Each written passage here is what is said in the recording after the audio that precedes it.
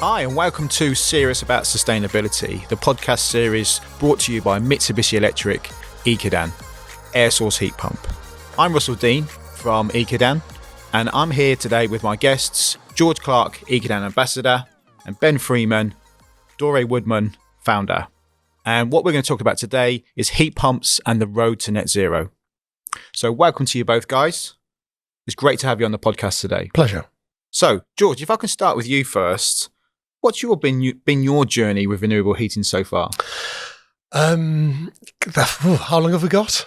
I suppose it's really interesting for me being at that point of transition between, I suppose, going to my grandparents' house back in the day where they didn't even have a central heating system, and they were just used to being of a generation where you had a fire in every room to heat that room. And so when, I hate to say it, but when a gas boiler turned up and a new central heating system turned up, to them it was a kind of revelation in the 1960s. And I obviously lived with that for most of my life up until, 5 or 6 years ago, when you realise that the gas boiler is not a great thing to have in your house, apart from the fact it's kind of dangerous and a fire hazard. You've got a lit fire basically in your house. I suppose becoming more aware about the environment. I've changed lots of things in my life about how I live and what I eat and how I travel and how I do things. And I'm not making out I'm super green. I wish I was the greenest person on the planet, but it's difficult, isn't it? It's part of a bigger journey for you then. Yeah. For me, it's kind of everything. I talk to my kids a lot about living in a green way. They talk to me about it a lot because they're learning about it at school, which is great. So it's really interesting that the conversation in my life, I'm 40 odd years old, it's gone from us being a kind of fossil fuel burning society with not much regard for the planet, if I'm honest, back in the 70s and 80s, to now it being absolutely at the forefront of conversation. So when it comes to my house, I try and be as green as I can. I'm lucky that I'm an architect and aware about what technology's around and what you can do and what you can't do and what really benefits and what might not benefit so much. And I've tried to make my existing house as green as I possibly can. And it is amazing. I mean, I'm not just going to bang on about it. I've got a 1960s house where when I bought it, it was like frighteningly inefficient. A gas boiler, old 60s windows that had never been replaced, single glazed, timber frame windows that had big gaps around them because they'd expanded and contracted over the years. I mean, it was frightening when I first got the house because it felt like the windows were open because you could hear traffic and you could hear the wind, but actually all the windows were closed. And you think, crikey, someone's been living in this house since 1968 when it's been in that condition. No insulation at all. So for me, it was just a simple case of giving the house a warm jacket, putting as much insulation in there as I could. I replaced all the glazing for a super high performance system. I mean, it's a triple glazed, glazing system, which that's a big step. I could have gone for double glazing, which would have cost a little bit less money. But I thought, you know what? These windows are going to be in this building hopefully for the next 50, 60, 70 years. So I kind of overspec'd them for the building regs, but didn't overspec them for me. And then put in an air source heat pump. And even down to things like, putting in a boiling hot water tap rather than having a kettle anymore. Just tiny little steps like that make all the difference. Yeah, like you say, it's part of a journey, part of a self-reflection piece of looking at your life and looking at how you've lived your life and the changes that you want to make. Yeah, and I think everybody's doing that, which is fantastic. I mean, don't get me wrong, I've always kind of, I've loved nature and I've always been quite green. I remember being a member of the World Wildlife Fund when I was a kid and, watching all of David Attenborough's programs.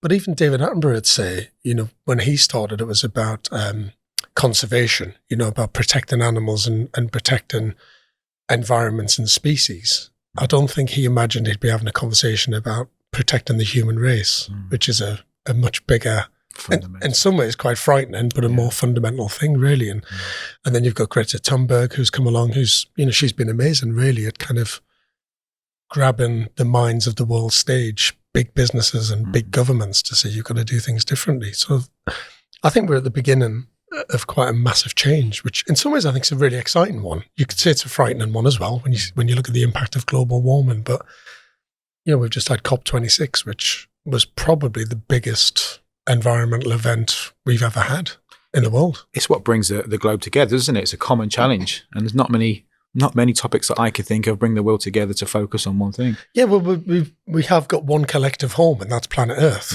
And we can sit and talk about individual houses and individual properties, and we should, because that's where the difference is really going to be made.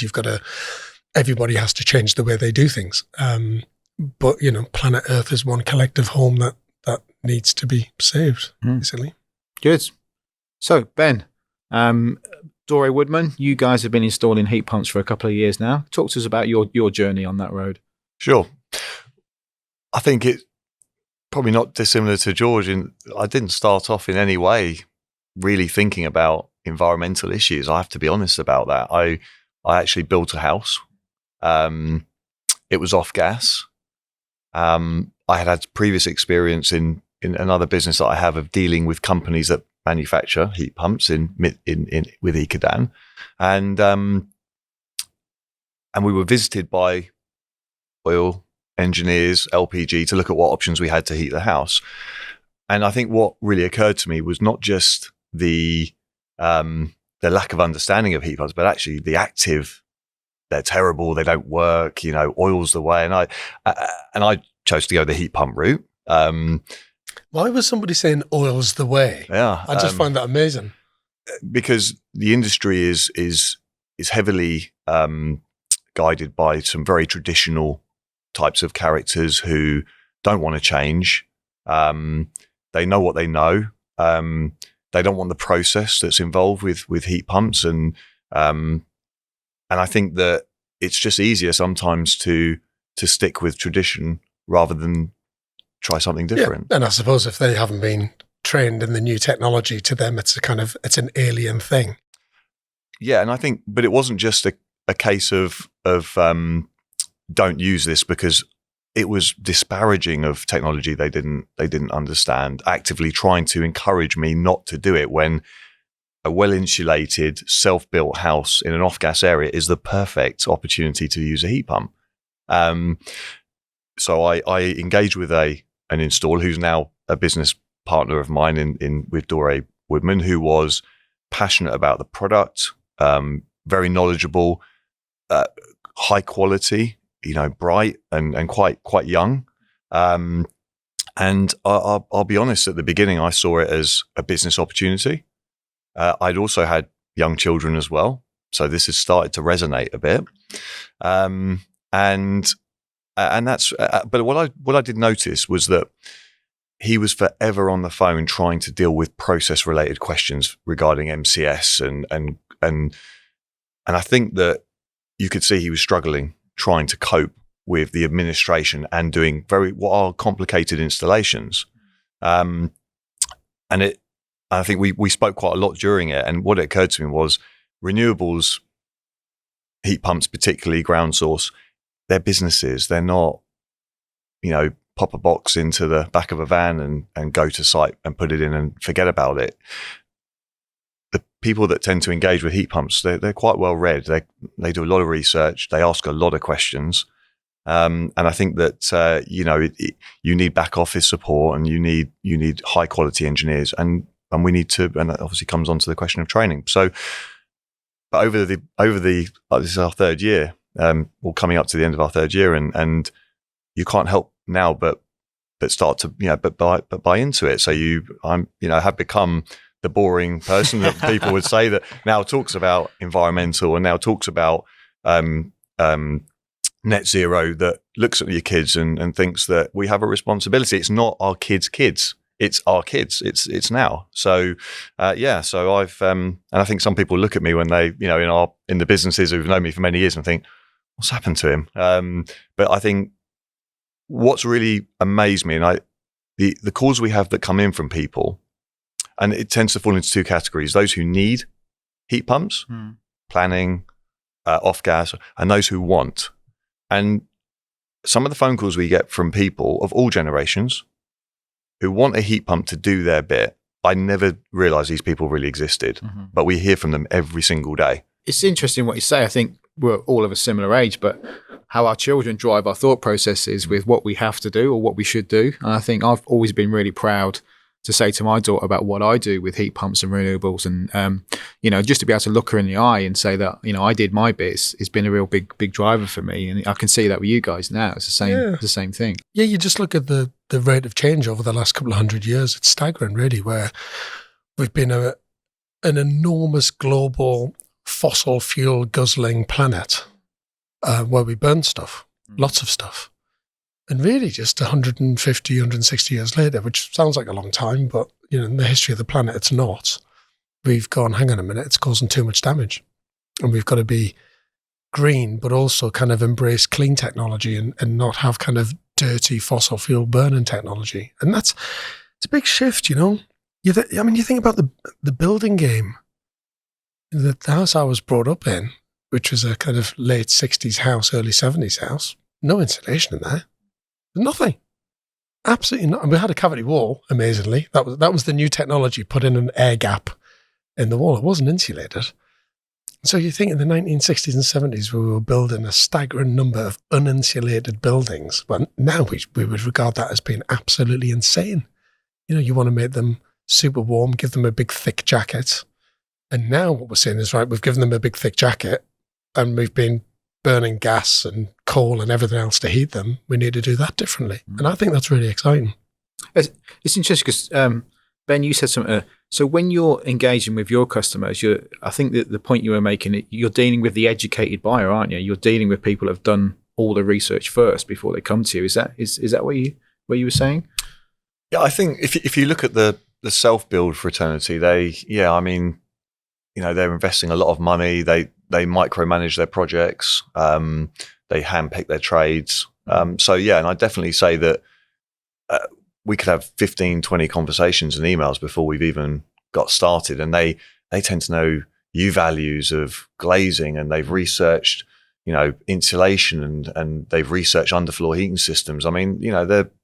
Generally, yes. I think that you have your other audience, which will be your developers who often need to, or they have to, for their planning requirements, and perhaps they maybe don't look so closely into how. It's more, I suppose, how much, and then you've got your retrofit, and that's a mixture. That's a mixture of people who are either well read, and they research and they go on the forums, and or they can also be people who are motivated by grants, and that can be where it gets a bit more interesting because. I think that the grants alone as a motivation are not, I haven't found them to be enough. It's an incentive. It's not a free system. It might be controversial, but I believe that probably 90% of the installs we've done would have done it with or without the grants. They were doing it anyway. That's interesting. I've had some belief, and again, from somebody who's started businesses really, and being quite a, sort of, capitalist type approach, I find myself thinking that those grants should be going to where they're actually needed and not to people who are going to do it anyway. Green Homes Grant was a prime example.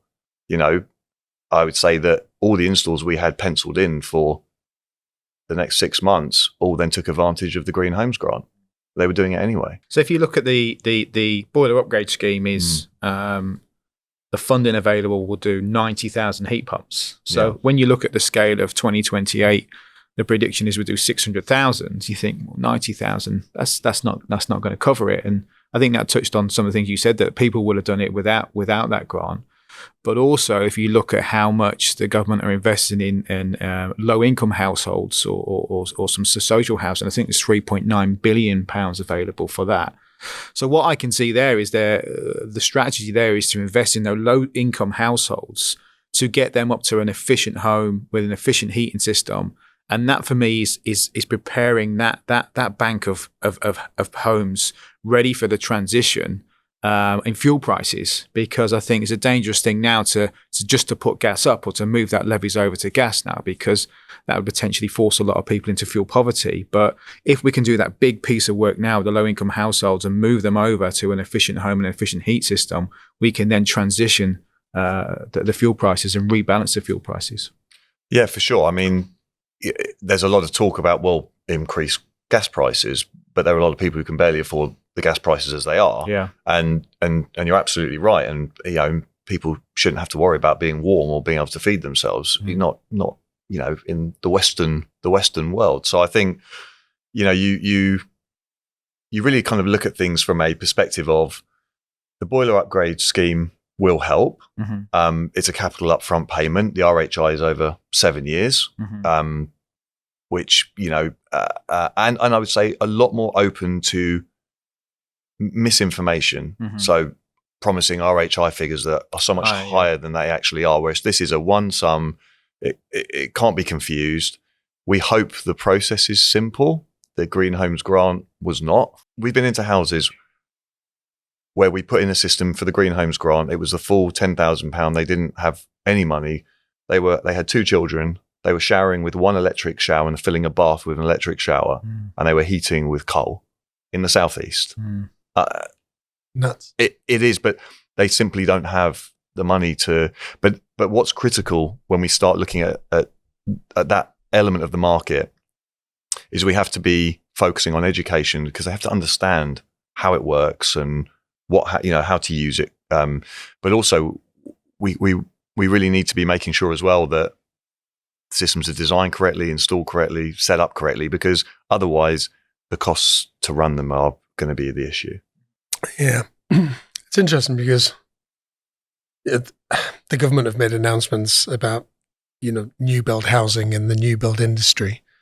And we're building just up towards 250,000 houses a year. Well, that's only 1% of the current housing stock we've got in the UK. And Russ, that I bang on about this a lot, but the retrofit challenge with existing housing stock, upgrading what we already have, is probably the biggest challenge I think we face. New build is obviously important, of course it is, but the current building regulations that we're building to, which we can always improve on, they're very good. We've got good insulation standards. You've got to put in double glazing. If you go into a brand new build home today, the levels of comfort, you sense it as soon as you walk through the door. They just feel like they're warmer.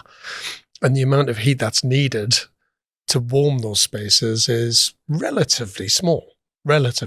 So putting in a new build installation of an air source heat pump into a new build house is quite a straightforward thing to do, because everything's new and everybody knows what we're doing. And if it's been designed and specified properly, the installation should be fairly straightforward. But if you talk about doing an install into an existing property, there's so many unique parts to that house. Comparing one existing house with another can be completely different in terms of scale and size and volume. And it might have single glazing in, but has it got gaps around the windows, where another house might have draft excluders but still be single glazed. So you might have one existing house that has fairly minimal heat loss, whereas you might have another one which is literally a leaking box, staggeringly inefficient. How you design that system to work with that house and get the install to work, because it might be difficult with pipe runs, and where do you put the unit and where do you put the storage tank? I'm not going to say it's like reinventing the wheel every time, but you have to look at every house in a very, very, very unique way. I think a good point to make as well is it's got to be collaboration. There's not one party there that can take full responsibility. It's not that Ben's company could take full responsibility for everything, or a manufacturer could, or even a house builder. It's looking for areas where the industry can collaborate to achieve that common goal where we're going. Yeah, and we've got some of the oldest housing stock in Europe, and on the one hand, you can be proud of that because we've got all this fantastic history and we've had buildings which have stood the test of time. So it's not all bad saying all of our housing stock's just really old as if it's a terrible thing. There's some big plus points to that, but it just means that we've got a greater number of old houses that need to be retrofitted to a higher ecological standard. And I think for me, that's the biggest challenge that we face. New build is obviously really, really, really important. There's no doubt about that. That's where we've got to innovate. But, recycling and upgrading an existing building is probably one of the greenest things we could do. There's so much embodied energy already built into that building with its brickwork and its roof timbers and its tiles and its windows. To just demolish it and get rid of it would actually be a waste. You could argue that that's environmentally unfriendly. But I know from all of my years of doing existing houses, it's not easy. Refurbing an existing house can be more difficult than building a new one. Not always, but most of the time it's trickier. Coming back to the slightly earlier point, I think when it comes to new, I think we're going to be fine to be net zero carbon by 2050 on new stuff. So whether it's a new electric car or it's a new greenhouse, we're going to be really, really good at that. And we're already pretty good, and we're going to get better and better and better every single year. My bigger worry is, are we going to be net zero carbon when it comes to existing stock? Because if you look globally, the global statistic, and this has been proven, is that 80% of the buildings that we use today are going to be used in 2050.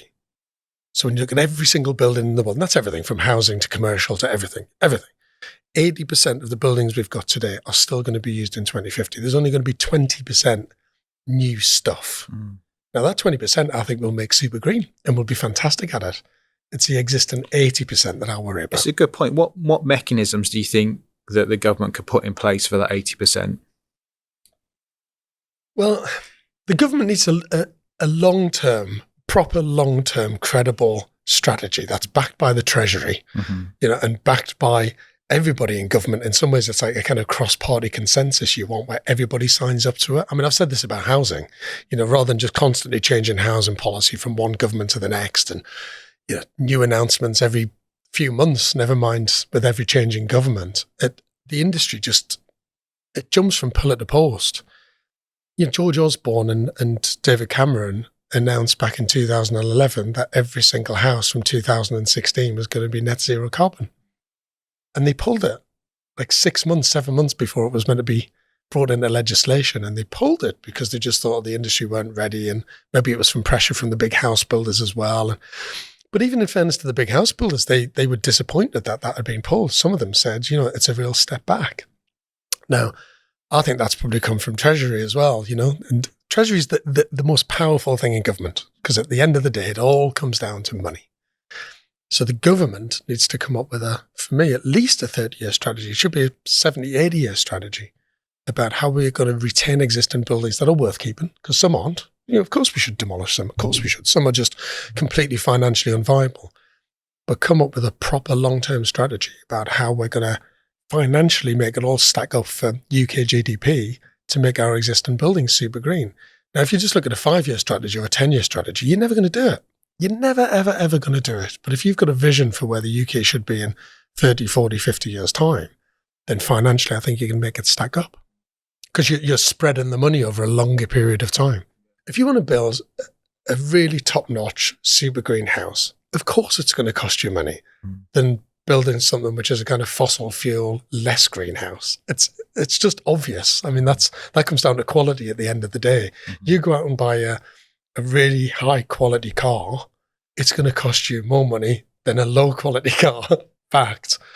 If we still allow very low quality gas guzzling cars to be a major part of our economy, then it's a problem because you're not investing in the very expensive stuff to start bringing that price down. I mean, we've talked about this before. I think I talked about my dad buying a kind of Betamax video back in the day, a video player, and it was like ridiculously expensive. It was like hundreds and hundreds of pounds. And then, DVD players come out and you could buy one for 20 something quid, and it was much better technology for a much lower price. And that's because the industry pushed itself on and people expected a better product, but because more and more and more people bought those innovative products, the price came down. And it's the same with green technology. It's a good point, and that's where the responsibility does sit on the manufacturers. And I think a competitive market makes it that way, where we're striving to evolve that technology to get the very, very best out of it. I think each heat pump manufacturer needs to make a heat pump that is so simple to apply and install that any heating engineer out there can do it, and also transition so that any homeowner can get the best out of that system as well. It has to be simple. We can't expect fully qualified engineering processes to install a heat pump. I mean, sorry, just to jump in. I mean, that's also a re-education process in some ways. I mean, we've talked about the installers, and Ben mentioned the fact that some installers were just dead against it. That for them it's about installing gas boilers, and were quite dismissive about the new green technology. There are a lot of consumers and residents out there and homeowners who don't have a clue about what an air source heat pump does. they have no idea because all they've known is gas boilers for the last 30, 40, 50 years. So I think it's a really exciting opportunity. I really genuinely do. And I think it's not just about people of an older generation, but it's also about inspiring people of a younger generation to start going, hang on a minute, can we do things differently? But I mean, I've done lots of filming for Mitsubishi Electric where I've been kind of blown away by the responses of people who've had that installed in. You've had elderly people who you would have thought might be quite worried about this new technology, absolutely embracing it and saying, oh God, I wish we'd done this years ago. It's fantastic and it's clean and it's green and it's a quiet system and it works so well and I never have to worry about it. And then really young people who are kind of looking at gas boilers going, that's mad. You're using loads of gas and you've got a lit flame in your house and it's like having a little mini combustion engine burning away. It's crazy. Imagine turning it on its head and saying we were moving from heat pumps to gas, trying to convince everyone that they should have an explosive, gas in their home that could do this and could do this, and it's just bizarre. Yeah, and I know I keep going back to the electric car scenario, but it wasn't that long ago where what is now probably the most valuable car company on the planet was just strapping batteries to the bottom of a kind of go-kart. I mean, that was their R&D, 20 years ago, and you look where they are now, a staggering company that's completely changing the industry. So we are in a period of, I think, very exciting transition. We've got a long, long, long way to go, but thankfully we've started that journey. Just a different tangent now. Ben, 3-4 years experience installing heat pumps. What advice would you give to an oil boiler installing company or a gas boiler installing looking to come over into renewables, into heat pumps? What advice would you give them? I would say that I think it's really important that people installing heat pumps understand the fundamentals of plumbing, but also have an interest in electronics, because the two things go hand in hand with heat pumps. I think that clearly from an education perspective, and it's difficult because we're employing young engineers to make sure they're conditioned the right way to think about things in terms of building something up and getting, and being confident about it. I think there's a great opportunity for those who are willing to embrace change and maybe not listen to their friend down the pub saying that these don't work. And we hear this every day. My mate says, but this person doesn't have any qualifications to say that. And so we find that the majority of our conversations are trying to convince people that something is good when they've been told it's bad. So at the moment, there's no doubt. And, George talked politics and government, and I don't want to talk conspiracy, but for sure in the last 6 to 12 months, the mobilization of anti-renewables, anti-heat pumps has ramped up heavily. And we've seen it on social media. We've seen, it's very easy, isn't it, to emotionally knock something down when we're trying to factually build it up. And facts and emotions will always really. Yeah, but the reason why they're doing that, because it's a threat to their businesses and the way they do things at the minute. And I get that. You can understand that threat's there. But I think when we're talking about, major ecological change, everyone's got to be open-minded and really look at the facts and really look at what's true and what isn't.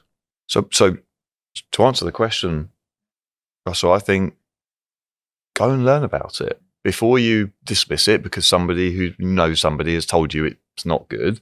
Go and learn about it. But what can't be avoided is if you want to do it under MCS, which is really important for retrofit, because if they can't benefit from the grant, then you're going to have an issue. So you need to have that MCS accreditation, or you certainly need to work within a business that can do that. You have to look at it as it's a business. It's not anymore buy a boiler from a merchant, 2 days work, gas safe, and you're done and it's finished. Put a boiler that's 3 times the size of the house because moors. These need to be designed accurately. They need to be installed with care. You have to adjust existing systems. You really need to be able to look at a system and make sure it's got the best possible chance of success.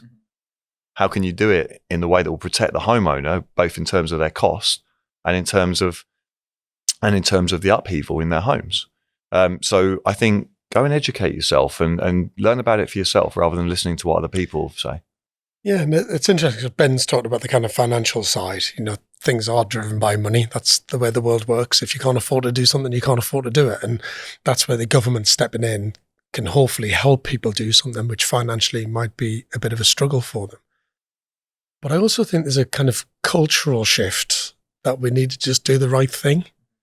I know now that with this kind of, let's say, a ban or restriction on gas boilers being put into new build houses in 2025, I know that there's a lot of house builders out there who are just building as many houses as they can with gas boilers before those restrictions come in.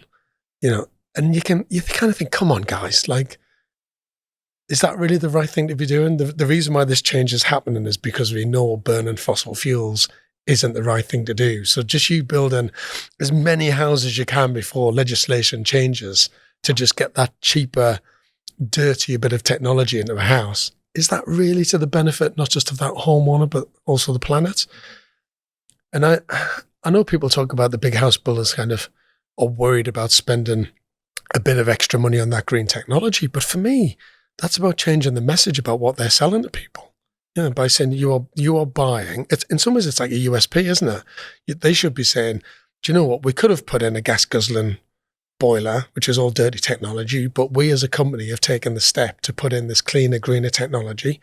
It might have cost us a few pennies more to be able to do that, but you're going to see the benefit as a homeowner. I think we're close to that transition. As Ben was saying earlier, it's the educated consumer now, and I think we as a manufacturer, we have to talk about the embodied carbon in each product. You have to talk about so much now that people expect to have that kind of information. So I think with these, impending changes to the building regulations, that it's not long until the major builders make that transition, and it'll be demanded of them from the consumers. Yep. And I think when it comes to existing homeowners, okay, they physically need to have the money in the bank, or they need to have been given a grant to be able to do the work. I get that. And that comes back to affordability. That's a big conversation in itself. But if you're lucky enough to be on the property ladder already, your house is generally going up by a fair amount of money every year. It just is, and I think you kind of need to look at that and think, right, okay, I'm benefiting in this way by house prices going up. And if you look over the last 30 or 40 years, even though there might have been a few peaks and troughs, generally house prices have gone insane, absolutely insane. So you should be looking at that and think, right, I've got a high value product here, but I'm actually using quite low value fossil fuel burning technology. Maybe I should be investing in my property because I'm getting a return on that house every single year because of rising house prices. Do you know what I mean? So I think we've all got to think about the affordability of it, but I also think we've got to look at the USP of what that house is going to be like and how good it's going to be and how comfortable it's going to be over the next 10, 15, 20, 30 years. We were going down that road, and then hydrogen-ready boilers came along. And for the people who were, okay, I'm going to do the right thing now, this is the time, we gave people a reason to delay that decision by putting in something that will unlikely ever be the case in their home, but it settled the conscience. And I think that if we're looking at something that is conscience-based, we can't then give people an excuse not to do that. To not do it. So I think education is so important for anything like this. It's how you get the message out there. It's how you get the message out there, dealing with the headwinds of not just a lot of naysayers who stand to not to benefit from it, with the view that someone else will take care of it, someone else will do it. Well, they're not doing it in that country, so why should we? Because that's how civilized people live. Someone has to take the lead, and that's what we do. Yeah, and coming back to kind of forms of tenure and who owns what and who prioritizes investing in greener, cleaner technology. I mean, you mentioned self-builders. They're amazing, really, because a self-builder's been very brave anyway. They're taking on either a new build house or an existing property. They want to upgrade it, and they're looking at their own lifestyle and what they should be investing in the long term to benefit them and the house and reducing their fuel bills, hopefully. You've then got existing homeowners who might just want to do a little bit of refurb work. You've got the new build developers who let's be honest, can be driven by share price and profits and cost, because they're big corporations, big, where they've got to pay dividends and maintain their share price. You could argue that they should be the biggest innovators, but they could also be under the largest financial pressure. But I get really excited about social housing providers, because they really do take a long-term view. They are holding on to that stock. They are responsible for that stock for a long time. And I think some of the steps that they're taking to innovate and be green is fantastic, actually. They're really looking at where they can get investment and money from to say, if we're going to hold on to these properties for the next 30, 40, 50, 60, 70 years, what are we going to invest in now that's really going to benefit our tenants and benefit the upgrading of our stock? And I think that's really exciting. I agree. I think one of the biggest uses of heat pumps has been social housing. The uptake has been huge. We've got, housing associations that we've worked with, put over 1,000 systems in. It's a phenomenal uptake. And for the two reasons I've said, obviously they want to look after their tenants and they want to upgrade their own stock, but also, you could argue that some of the people who are in social housing are the people who aren't necessarily on the highest incomes. And, otherwise they'd be in home ownership, wouldn't they? They wouldn't be in social housing. So, they are the people who really need that help and support when it comes to fuel poverty. And, we know this year, with the lifting of the price cap, it's quite a frightening time, actually, in terms of the cost of energy bills, what it's going to take to run your house. I mean, those prices are already high. I mean, Ben's mentioned that. Gas prices are staggeringly high, and tragically, they're just going to get higher and higher because of the fuel cap being lifted.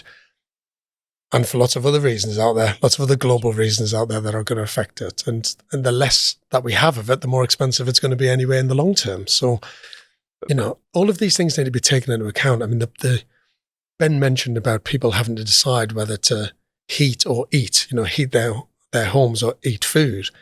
Actually, households are getting pressure from both sides of that now. Some can't heat or eat. With inflation spiking absolutely everywhere, whether it's gas, whether it's electric, whether it's food, whatever it might be. Surely the answer is to be cleaner and greener and more efficient and, waste less and reduce the prices of everything, basically. I think, Russell, one other thing would be to start at the college level. What I've noticed when we've been interviewing younger engineers is they're already conditioned to be anti-renewable technology at 22, 23 years of age. Why is that? Because they're trained by oil and gas engineers and they listen to the same thing every day, saying that gas is never going to go anywhere and, it's all nonsense. And they listen to this day in, day out by someone who's mentoring them, who's typically the first person that's mentored them, and they will listen to them, even sometimes worship them. And so what happens is we're already seeing people who, at such a young age, and I think it's a generational change. George mentioned earlier about to get to 2050, it's going to be the generational change that will do it. So we have to make sure that we counter in the colleges by having, I'll be doing away with probably gas qualification altogether, if I had a choice, and pushing it all to but they need to have a lot of modules that deal with air source and renewable technology. And I think if we can get in early and sort of reprogram the right way, then I think it makes it so much easier for businesses like ours to bring in someone who has some understanding and, more importantly, some interest in it. Yeah, and I know I keep banging on about the fact we're in a period of transition, but we really are. Yeah. You could say that every single car manufacturer out there should be electric from today, and why don't we just make that happen? Well, organising supply chains to be able to do that, retraining your staff and people on the factory floor to be able to do that. It's difficult. It takes time. So, I'd love to say let's just ban all gas boilers from tomorrow. But the reality is there's lots of existing homes out there that have gas systems who can't afford to put in an air source heat pump. So what are they going to do in the short term? So I think it is that period of transition. It's going to take time, but we'll get there. Yeah. I think we've talked quite a lot there about mechanics, about costs, about what strategy the government's got to do, the challenges for an installer coming into the market, or even just considering coming into the market. George, you did an article for us in a Hub article on the 31st of January. Quite a long article, I remember. I rambled on a bit. Sorry about that. Sorry, Russ. If you think there's any salient points in there that we haven't covered today.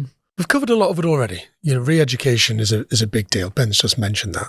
Generational change, big deal. Fuel poverty, massive big deal. I do just think it's about us being really, really efficient with what we've got. Mm-hmm. When we've got a lot of old housing stock, being super efficient with it. And surely in any business, waste is a terrible thing. You just don't want to waste stuff, do you? I mean, even if you've got a timber factory and you've got too many timber offcuts and that bit gets wasted, you don't want to do that. You minimize your amount of cutting and you minimize the amount of material you use to be really efficient. Mm.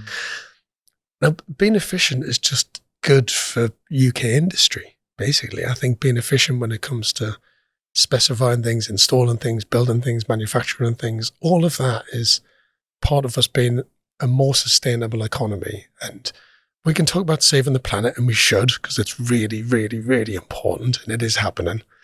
It's interesting when Ben talks about, people of a certain generation being cynical about new technology. It wasn't that long ago that the entire American government was against anything green and didn't believe in it and thought it was scaremongering, and climate change isn't really happening. And so many scientists out there were going, this is really happening, here's the evidence. And they go, it's just a little blip. Things will recorrect themselves in years to come. So we can all have that argument and all have that debate about what is the right and wrong thing to do. But I think nobody would argue that being efficient with what we've got and trying to create houses which are as comfortable as we possibly can for the least amount of cost, not just in terms of people's purse strings, but cost of the environment. That's just a no-brainer, isn't it? We should just be doing that anyway. It just makes complete common sense to me. So, yeah, that was the main headline from that article, to be honest with you. People are fixated with, how do I get heat into my house? And they should be more thinking, how do I stop it leaving? The warm jacket, as you would say, George, around the house is just so critical. And I think, that's something which is needs to be done first. We are a fossil burning civilization, aren't we? We like burning things. So I think in order to make it, they have to be credible, and people are waiting to discredit something that, and in order to make sure that doesn't happen, we have to give them the best chance of success, and to be honest about it. To be honest, for installers like us to say that property isn't ready for that yet. You need to do this first. I mean, Ben's hit on a really good point. That obviously Mitsubishi Electric and Ecodan have worked really hard to develop a clever bit of technology. In some ways, not to knock it, it's actually very simple what it does. It's really, really simple. It's technology that's been in a fridge for many, many years. And it's not complicated, and it's really good. And when you think about the rules of what it is we need to do to retrofit and make our houses greener, make it warmer by adding some more insulation, upgrade your inefficient windows to be something which is really efficient, whether that's double glazing or triple glazing. For me, I think we should be triple glazing in the UK, full stop. But I can tell you now, some glazing manufacturer will come back and go, well, actually, double glazing's fine and it only costs this much more money. What's the benefit of going triple glazing? Because that's a lot more money for less overall benefit. Do you see what I mean? The jump from single to double is bigger than the jump from double to triple when it comes to thermal performance. But it's still really good. George, it's worse. When I built a house, I was told that triple glazing was a gimmick. It was a gimmick. What? And this is the point that I'm making. It's you have to be honest with people, and you have to be well read on these things. And yeah, but just coming back to that simple point, all I've done is insulate my house, put in some triple glazing, and I thought, I'm going to get rid of that gas boiler because I just don't like it, and I'm going to get an air source heat pump. That's all I've done. But the change in my house is unbelievable. And I really mean that. My house is so snug and warm and quiet and green. Now, I don't have solar thermal panels doing my hot water. I don't have PV panels doing my electric for lots of planning reasons. But that's fine, because in the fabric of the building, I've upgraded it. And then I've very simply got rid of my gas boiler, put in an air source heat pump. And every time I walk out my door and I see that air source heat pump there, genuinely, I can't hear it. And I'm not just saying that. I know I'm an Ecodan ambassador, so everyone's going to say, oh yeah, he gets paid to say that. But I would not be an Ecodan ambassador if the technology wasn't brilliant and I didn't believe in it. And that is the gospel honest truth. I would never, ever do that. And I walk out and it's really quiet. And I feel really good about it because I think, do you know what? We're not burning loads of gas and I haven't got a flue sticking out with loads of wasted heat being pumped out. It's simple, clean, green technology. And it's genuinely fantastic. And for me, it has kind of been quite life-changing in some ways because those three simple things, insulation, triple glazing, and going from a gas boiler to an air source heat pump, has transformed the comfort levels in my house hugely. It's made it efficient, a lot less waste, and it's made it greener. And it's not really rocket science. I think that's what I'm going to take from this, listening to both what you guys had to say is this, okay, there are challenges. There's certainly challenges to certain things, and a clearer roadmap taking us on this transition would be better. But it's simple. What we're doing is we're wrapping, we're heating, we're making homes efficient, we're putting in efficient heating systems.